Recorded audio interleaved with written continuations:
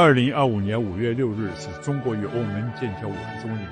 50年来，中欧关系从无到有，从小到大，仅双方贸易额就增长了300倍，人员往来好几百倍。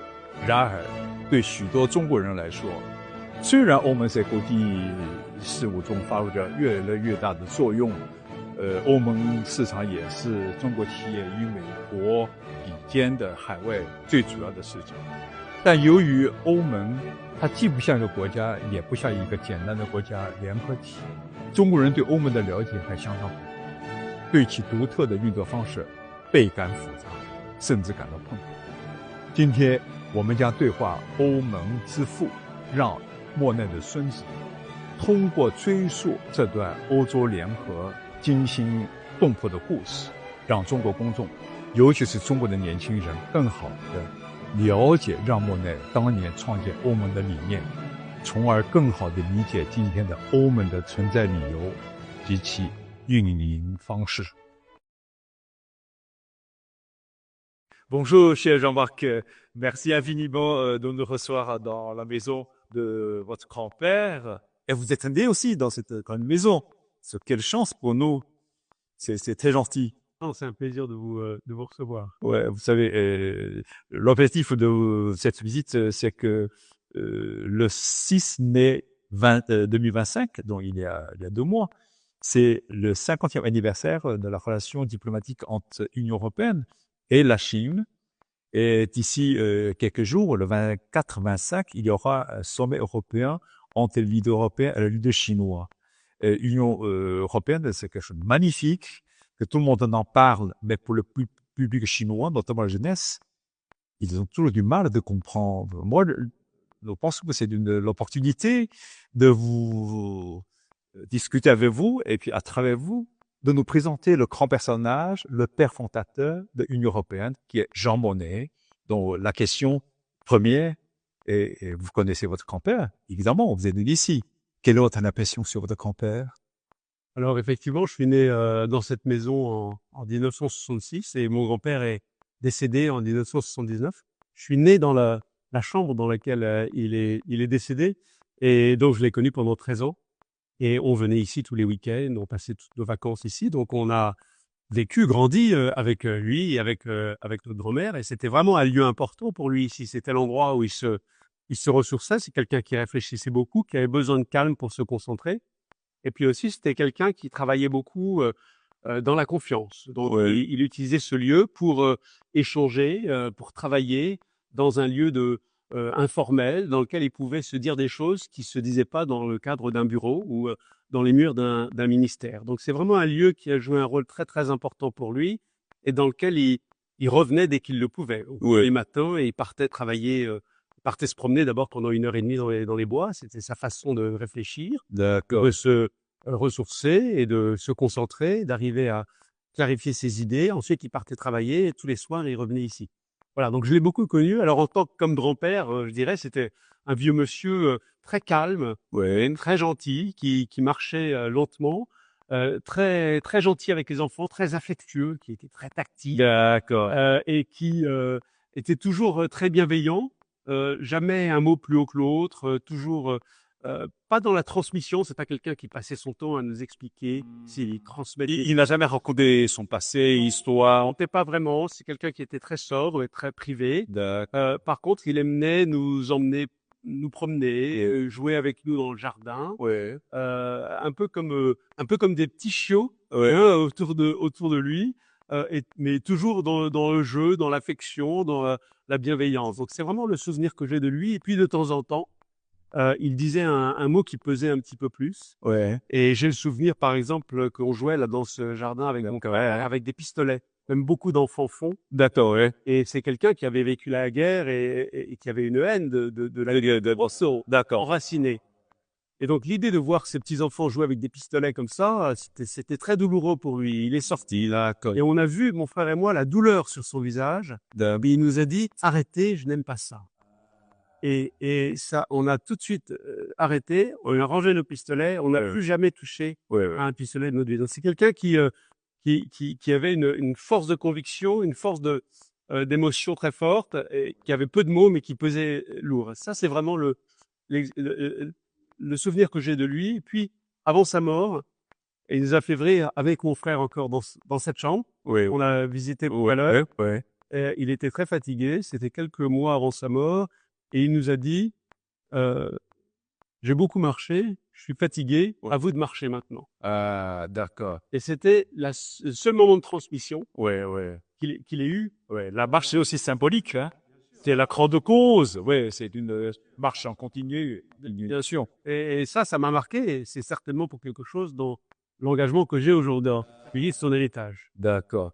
Vous l'avez connu quand vous étiez 13 ans, c'est-à-dire pendant 10 ans, ben vous étiez gamin. Donc vous devez être très fier au fur et à mesure que tout le monde parle de votre grand-père. C'est lui qui a monté cette genèse de l'Union européenne, c'est-à-dire la communauté de charbon et d'acier à l'époque. Donc sans lui, on ne peut pas l'imaginer. Le robot aujourd'hui, vous devez être très fier. Alors, lorsque j'avais 10 ans, quelqu'un m'a posé cette question. Oui. Il m'a dit, est-ce que tu es fier? Est-ce que tu te rends compte de ce que ton grand-père a fait, etc. Et la réponse que je lui ai donnée, c'était dans cette maison. C'était, pour moi, c'est juste mon grand-père. Ah, C'est pas d'accord. important. D'accord, ouais. 10 minutes après, mon grand-père m'a appelé dans son bureau Ouais. et il m'a dit, on m'a rapporté ce que tu as dit. Eh bien, sache que c'est la réponse qui me fait le plus plaisir. D'accord, il est modeste. Donc, il voulait pas. C'est quelqu'un qui était très modeste, qui recherchait pas du tout les feux de la gloire, de l'actualité. D'ailleurs, c'est le choix de son action. Il a choisi d'agir dans l'ombre. Hein. Ouais, et si vivre ici. Loin de Paris et de vivre ici, loin de Paris. Et donc, à l'époque, je ne tirais, je me rendais pas forcément compte, et puis je tirais pas de fierté. Alors maintenant, plus que de la fierté, parce que moi j'ai rien fait, hein, rien, c'est un sens de responsabilité. Ouais. Je dirais de faire vite cet héritage, de faire La marche qui vous encourage de continuer la marche, hein, c'est voilà, faire en sorte qu'il soit utile aujourd'hui. C'est quelqu'un qui voulait toujours être utile. ouais. L'efficacité, l'utilité, c'était au centre de tout ce qu'il faisait. Ouais. Pourquoi j'essaye juste d'être fidèle à cette volonté qu'il avait d'être utile, Ouais, et faire en sorte que sa mémoire ouais. continue d'être utile aujourd'hui pour les jeunes générations et Ouais. pour les décideurs. C'est vraiment dans cet esprit que je fais ce que je fais. Comme vous le savez, moi, je suis aussi un apprenti de la connaissance sur l'Union européenne, même en Chine, partout. Il y a des chaires de Jean Monnet dans toute l'université. Dans Paris, dans l'Europe, il y a beaucoup de rues qui se nomment Jean Monnet. Et l'Europe, même la monnaie de l'Europe a même frappé une monnaie de 2 euros pour commémorer votre grand-père. Donc, c'est Jean Monnet qui a marqué, comment dire, l'esprit européen. Avant, il n'y a pas l'esprit européen. C'est lui qui a éveillé l'esprit européen. C'est lui qui a monté en marche cette institution qui est aujourd'hui l'Union européenne. Donc, je pense que c'est quelque chose de formidable. Donc, ma question, c'est que lui, il n'est pas l'homme d'État, c'est-à-dire chef du gouvernement ou chef de l'État, ni ministre, ni politique élu. Pourquoi c'est lui qui a l'idée de monter cette espèce de communauté de charbon et d'acier entre l'Allemagne et la France, anciennement 2 pays belliqueux pendant des siècles. Donc la guerre est terminée pour construire l'Europe, mais pourquoi c'est lui, pas les autres? L'idée de la jeunesse de l'Union européenne. Alors l'idée, en réalité, de construire une unité des Européens après la guerre, Oui. c'était une idée qui était assez répandue. Hein. Ouais. On sortait de 2 guerres mondiales Ouais. qui avaient ensanglanté l'Europe. Et l'idée de dire plus jamais ça, Ouais. il faut que les Européens arrivent à s'unir de façon à cesser de s'entretuer et de construire un destin commun, c'est une idée qui traînait, dont on parlait. Hein. Donc je dirais l'idée de l'Europe, c'est pas forcément son idée. Par contre, lui, mon génie, c'était toujours le point de départ. Comment transformer cet idéal, cette idée, en réalité. Et en fait, c'est ce qu'il a fait toute sa vie. Transformer un idéal d'union, d'action collective, de paix, de prospérité partagée entre les hommes, arriver à trouver le moyen de transformer ça en réalité à travers des actions concrètes. D'accord, ouais. Donc, l'idée de l'Europe, elle n'est pas sortie de nulle part. Il a commencé à travailler sur ces questions d'action commune très vite. Ouais. Il faut savoir qu'il a commencé sa vie comme négociant le cognac. Ouais, ouais. Hein, c'est pas quelqu'un qui est, il est pas allé à l'école, il a pas passé son bac. D'accord. À 16 ans, il n'a pas passé son bac. Ah, c'est À extra. 16 ans, il est parti en Angleterre pour vendre le cognac de son père. Hein. Ouais. En Chine, tout le monde connaît cognac. Hein. Je vais pas besoin d'expliquer ce que c'est. Ouais. Il est parti en Angleterre parce qu'il voulait être en contact avec le marché, il voulait Ouais. prendre les nouvelles cultures, il voulait vendre au cognac. Ouais. À 18 ans, il est parti au Canada, Ouais, ouais. hein, en 1906. Hein, Il a vendu beaucoup de cognac de sa vie. à l'époque où les jeunes Français ne quittaient pas leur village, lui, Ouais, ouais. il montait à 18 ans dans un bateau pour aller au Canada pour vendre le cognac, etc. Et la guerre est arrivée, Oui. la Première Guerre mondiale, et à ce moment-là, il a eu il était réformé. Ouais. Pour des raisons de santé, il n'est pas parti au front, mais il a observé que les Français et les Anglais Ouais. menaient une guerre séparée. D'accord. C'est-à-dire que ils achetaient les différentes commodités dont ils avaient besoin séparément. Ouais. Ils se faisaient concurrence, les prix montaient. Ouais. Ils se faisaient concurrence pour les bateaux. Ouais, ouais. En fait, ils menaient une guerre contre un même ennemi et ils se faisaient concurrence pour le ravitaillement des denrées dont ils avaient besoin pour la guerre. C'était absurde. Il a eu cette idée qu'il fallait organiser l'action commune entre les Français et les Anglais pendant la Première Guerre mondiale et faire en sorte qu'ils achètent ensemble leur blé, qu'ils gèrent ensemble leur poules, Ouais. leur flotte, Ouais, ouais. leur acier, tout ce dont ils avaient besoin Ouais. pour alimenter l'effort de guerre. Ouais. Et pendant la Première Guerre mondiale, il a réussi à mettre ces comités interalliés Oui. ensemble, dans lesquels les Français et les Anglais acceptaient de mettre leurs ressources en commun et de les gérer ensemble.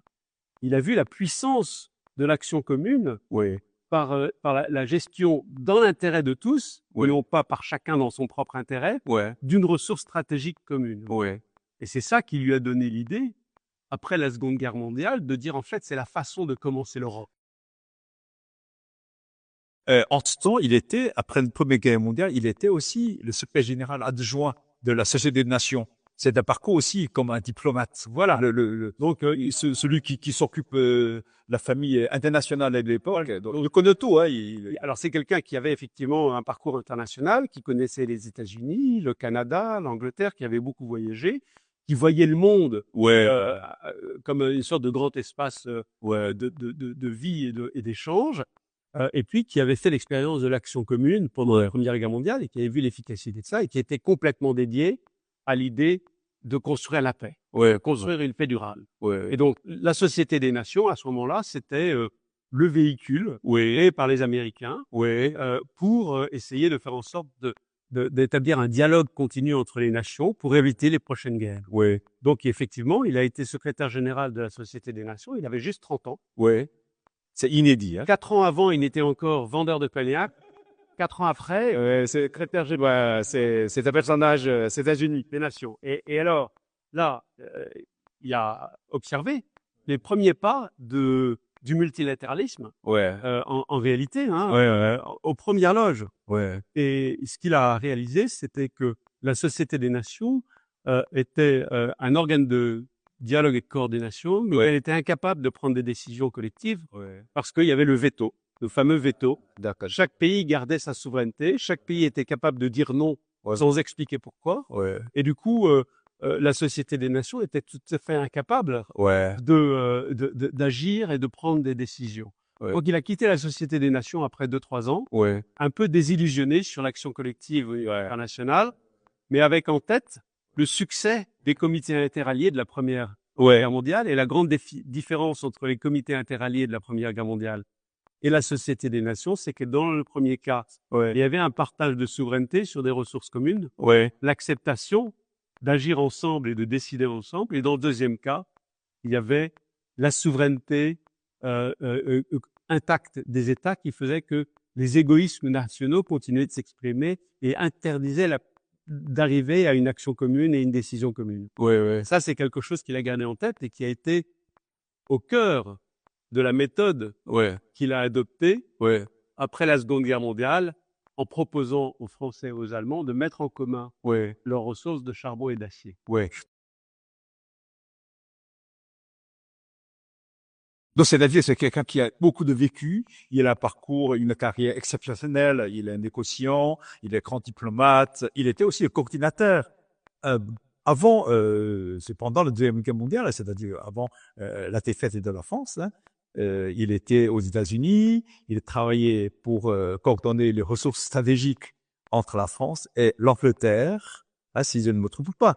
Alors, alors, je vais juste dire un mot sur l'entre-deux-guerres, Oui, parce que entre les deux guerres, oui, quand il a quitté la Société des Nations, en oui. 1922, il est devenu banquier. De la banque. Il est parti à San Francisco. Oui, Il a monté une banque aux États-Unis. oui, Il a gagné beaucoup d'argent avant la guerre de 29. Il a Ouais. tout perdu. oui, Il a épousé ma grand-mère à ce moment-là et il est parti à Shanghai. oui.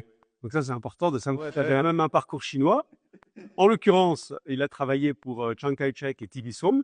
Ouais. Hein, donc le père du nationalisme chinois. On connaît cette histoire, c'est fascinant. Et il a monté un outil d'investissement qui s'appelle la China Finance Development Corporation à Shanghai pour canaliser les investissements américains et européens dans les infrastructures chinoises et notamment dans les chemins de fer chinois. Oui, Et ensuite, comme vous dites, lorsque la Seconde Guerre est arrivée, oui, il a été appelé à jouer un rôle très important dans le Victory Programme, oui, la mobilisation de l'économie américaine Oui. pour l'effort de guerre, oui, et qui a été un facteur essentiel oui. de la victoire des Alliés en 45. Oui, oui, oui, oui. Donc par définition, c'est votre grand-père, par son parcours politique, pas politique, comme négociant, diplomate, banquier, et il a contacté tous les gens.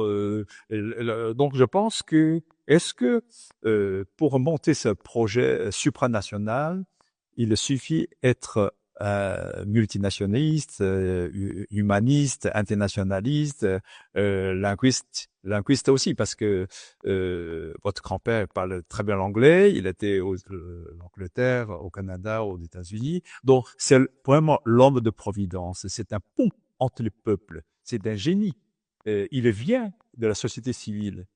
C'est pour ça que c'est sa grande force de monter ce grand plan qui est la genèse de l'Union européenne d'aujourd'hui.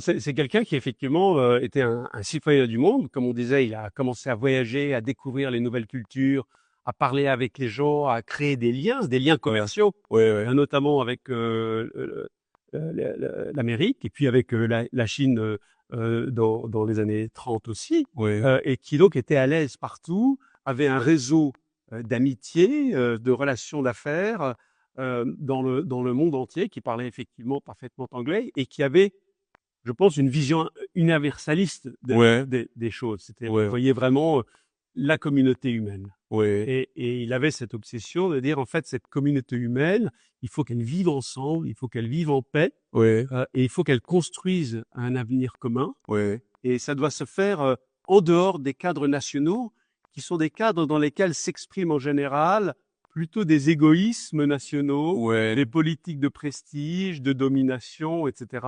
oui, Alors que dès lors qu'on se retrouve dans un cadre, on va dire, supranational ou qui dépasse la frontière nationale, on réfléchit en termes d'intérêt commun. oui, oui, Hein, l'idée, c'était comment est-ce qu'on peut trouver un intérêt commun, travailler ensemble à cet intérêt commun. C'est non seulement efficace oui, lorsqu'on est confronté à des problèmes communs, oui, il faut y faire face ensemble. oui, Si on pense aux problèmes climatiques aujourd'hui, oui, le CO2 ne évidemment. connaît pas de frontières. Bien sûr. Faire face ensemble à ce problème Oui, commun.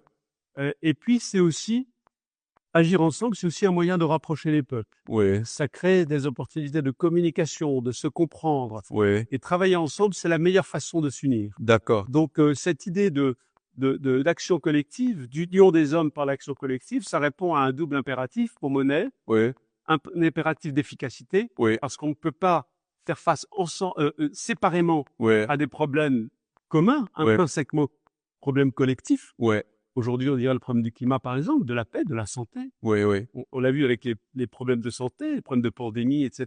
Il faut Ouais. une réponse commune. oui, Et puis, ça répond à un impératif d'union, oui, d'unité, de solidarité, oui, qui se crée par l'action commune. oui, Ça, c'est vraiment le fond de la pensée de Monnet. Donc, lorsque la guerre s'est terminée en 1945, obsession, c'est devenu comment est-ce qu'on applique ce principe Oui, aux nations d'Europe oui, qui se sont entretuées oui. pendant Des siècles, des des siècles, siècles. des siècles, ouais. Comment est-ce qu'on change ce paradigme? Ouais, Et dans son esprit, ouais, il fallait casser la dominance de la logique nationale, ouais, de l'ordre westphalien ouais, qui avait dominé, ouais, selon lequel la souveraineté nationale était le driver des relations entre les États, ouais, avec toutes les politiques de prestige et de domination que ça ouais, comportait. Il fallait ouais, casser cette logique. ouais, Et le point de départ qu'il a choisi, c'est le charbon et l'acier. ouais. Magnifique. Alors pourquoi le charbon et l'acier? Parce que le charbon et l'acier étaient précisément Oui, l'outil oui, de domination oui, industrielle oui, et militaire qu'une nation pouvait exercer sur l'autre. oui, Et donc, en prenant le point de friction, oui, l'outil de domination, et en faisant un bien commun, oui, on éliminait toute possibilité matérielle oui, de guerre, de conflit, mais aussi on changeait la psychologie oui, des peuples. oui. En disant, voilà, maintenant, on gère cette ressource Ensemble. essentielle à notre prospérité commune, Ouais, on la gère ensemble. ouais, Et ça crée des interdépendances, ça crée des solidarités, ça crée une confiance. ouais, On est obligé de vivre et de travailler ensemble et ouais, on est dépendant. Ça, c'est la grande idée. ouais. Vous savez, ça c'est quelque chose de formidable, génial. Peut-être les autres qui ont aussi des idées depuis toujours, charbon, l'acier, c'est la source de conflit, mais on n'a pas trouvé la solution. Mais c'est votre grand-père qui a trouvé la solution. Mais tout à l'heure, on nous a parlé le parcours exceptionnel de votre grand-père. Moi, je pense que grosso modo, parce que il est parti comme un négociant, il est secrétaire général de Société des Nations, et il a son expérience de côté fascinant de Société des Nations, mais aussi des côtés qui ne marchent pas. Mais il a des côtés que ça marche avec les Anglais, les Français. Pour la Première Guerre mondiale, il a mis toutes les ressources stratégiques ensemble au service de la cause commune. Donc, grosso modo, c'est quelqu'un qui, sur le terrain, c'est lui qui a trouvé le moyen d'atterrissage. S'il n'y a pas un moyen d'atterrissage, ça ne marche pas. Voilà. Ma question, c'est que est-ce que les voyages dans la jeunesse, est-ce que le linguisme, est-ce que les rencontres, est-ce que parfois les réussites ou parfois des échecs, par exemple, son expérience à Société des Nations, forcément, c'est pas une bonne expérience. C'est pour ça qu'il a quitté au bout de 3 ans. Donc, comment on a formé ce personnage, notamment, il a vécu la Première Guerre mondiale, Deuxième Guerre mondiale, il le connaissait trop bien l'atrocité humaine. Donc, pour construire l'avenir ensemble, on est obligé de travailler ensemble, d'obligé de travailler ensemble, de meilleure façon, de mettre les ressources stratégiques ensemble. Alors, moi, je crois que c'est quelqu'un qui a construit sa pensée, sa vision, sa méthode pendant toute sa vie. Ouais, ouais, Dans ses notes personnelles, il écrivait dans des notes roses ses réflexions personnelles. ouais, Il y en a une de 1953. ouais, Il avait 65 ans et il était président de la Haute Autorité du Charbon et de l'Acier, donc l'ancêtre de la Commission européenne actuelle, le premier organe exécutif supranational des communautés européennes. Et il écrit « Ma vie ne commence que maintenant, tout jusqu'ici n'a été qu'apprentissage, essai, tentative. » Ah, d'accord. À 65 ans. Ouais, C'est magnifique d'écrire à 65 ans. Et alors, lorsqu'on reprend le cours de sa vie, on se rend compte que chaque étape ouais, a construit cette expérience et cette méthode. Commençons par le cognac. ouais, La maison de cognac familiale était une coopérative ouais, au départ, ouais. avec 400 producteurs ouais, qui s'étaient réunis dans cette coopérative pour Ouais. arriver à exister ensemble et à accéder au marché ouais, ouais, directement. ouais, Donc, il a grandi dans une expérience d'action collective déjà, ouais, de ces 400 producteurs de cognac qui se sont mis ensemble pour être plus efficaces et exister ensemble sur les marchés. ouais, Donc ça a commencé déjà à créer cette espèce de passion et de tropisme pour l'action collective et l'action commune. Et puis ensuite en Angleterre, ouais, il a appris aussi l'action collective. L'Angleterre, c'est un pays dans lequel on ne glorifie pas les destins personnels. ouais. On est dans l'action collective, on est dans le bien commun. C'est pas mon l'esprit. D'accord. Ensuite, il est parti au Canada et là, il a découvert la possibilité aux États-Unis de ces immenses marchés, Oui. l'énergie entrepreneuriale de ce nouveau pays. Et ça a vraiment nourri cette espèce de biais pour l'action, de motion de l'action, de l'entreprise, etc. Et puis ensuite, l'expérience de la Première Guerre mondiale dont on a parlé, Oui, oui. l'expérience de la Société des Nations, l'expérience à nouveau du monde des affaires, du commerce aux États-Unis, en Chine pendant les guerres. Oui. Tout ça a créé, a fait de lui en fait Oui.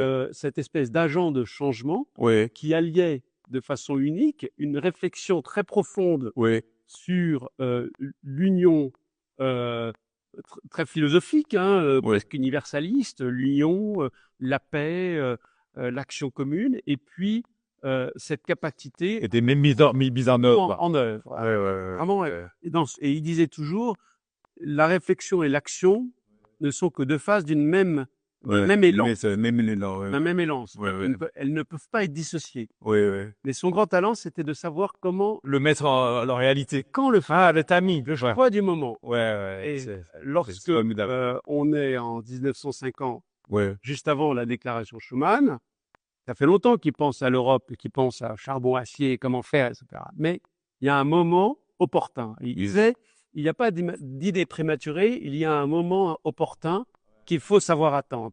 Et à Cognac, on sait attendre, parce que c'est la seule façon de faire un bon produit. Ah, d'accord.